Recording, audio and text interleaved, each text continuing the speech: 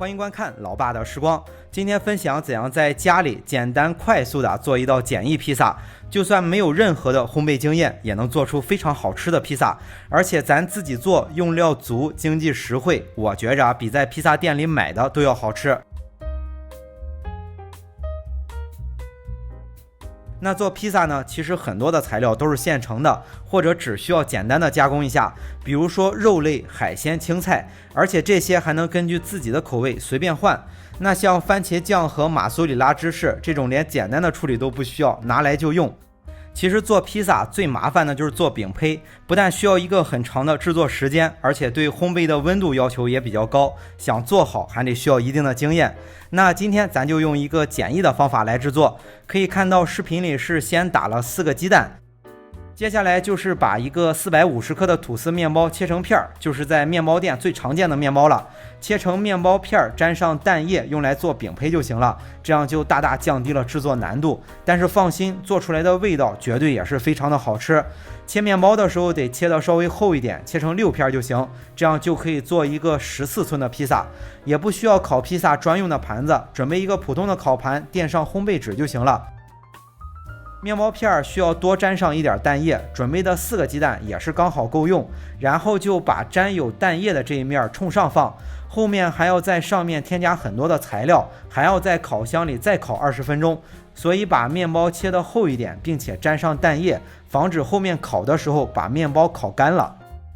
那全部沾上蛋液之后，就先送入烤箱烤个几分钟。烤箱需要提前把温度预热好，温度就随便，比如就定在200度，先烤个5分钟，只需要把上面的蛋液烤到凝固了，不往下流就行了。简单的烤个几分钟之后取出来，就直接往上添加材料。首先就是刷上一层番茄酱，我比较喜欢吃番茄酱，所以会多放一点。而且我觉着番茄酱是做披萨里面比较重要的，因为别的材料都是一样的，无非就是贵一点的材料品质好一些。披萨店里用的材料其实和咱们准备的这些几乎都是一样的。但是呢，好一些的披萨店用的番茄酱都是自己做的，所以视频的后面再分享给大家如何自制番茄酱，这样我们自己做的披萨就真的和一些好的披萨店做出来的披萨没有太大区别了。那刷上番茄酱之后，再撒上一些马苏里拉芝士，这也是做披萨必须要用的材料，同样我也比较喜欢吃，要多放一点。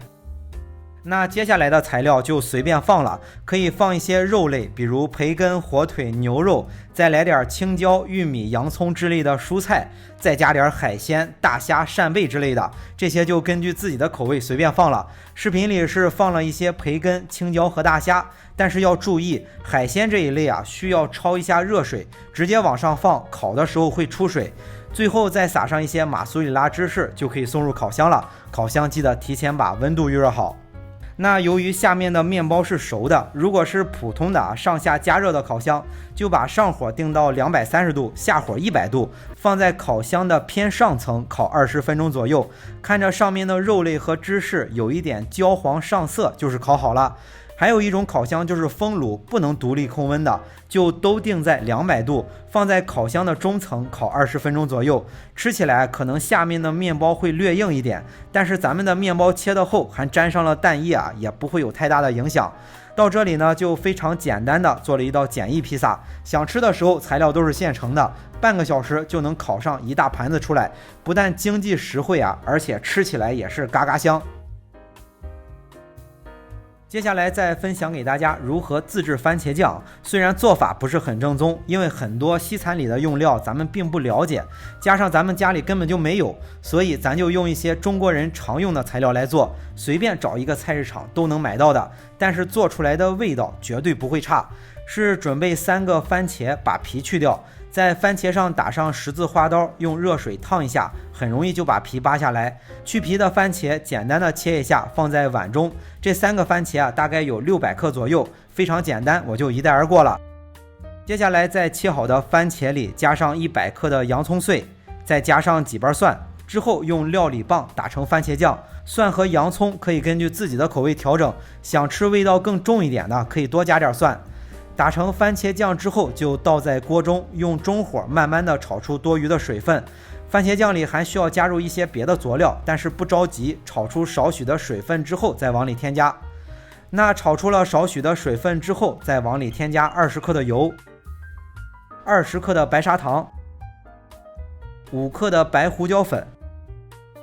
5克的盐，然后就转到小火，慢慢的把番茄酱炒到相应的粘稠度。如果是做披萨，就炒的稍微稀一些，就像视频里这样就行。如果是做拌面，就炒的稍微稠一点。今天咱做披萨，炒到这样就可以了，然后盛出放凉，可以多做一些放在冰箱里储存起来。最后呢，如果是想自己做吐司面包，可以按照视频中的这个配料来，可以做2个450克的吐司。做法之前的视频也分享过好几种了，需要的朋友可以翻看一下之前的视频。好了，为了方便大家去记视频中所需要的材料，视频下方的备注栏或留言区有文字版的配料，有问题可以在留言区留言。大家如果喜欢老爸做的美食，可以帮忙关注点个赞，谢谢大家。那今天的这期视频到这里也就结束了，也祝大家生活愉快。